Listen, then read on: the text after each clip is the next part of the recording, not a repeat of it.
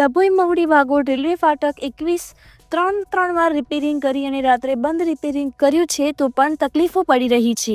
ડભોઈ મહુડી ભાગોળ number 21 railway ફાટકના ઉબડખાબડ રસ્તાથી વાહન ચાલકો પરેશાન.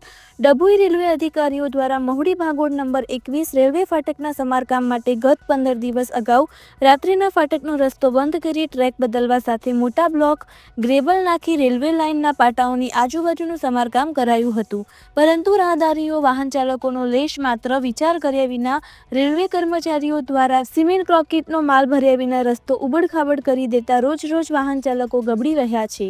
તો રેલવે ટ્રેકની વચ્ચે પણ વાહનો ફસાઈ જતા હોય બંધ પડી જતા ઠેર ઠેર ટ્રાફિક સમસ્યા ઊભી થઈ રહી છે, જેથી માથાનો દુખાવો ઊભો કર્યો હોય વાહન ચાલકોમાં રેલવે તંત્ર સામે ભારે રોષ પ્રવર્તી રહ્યો છે.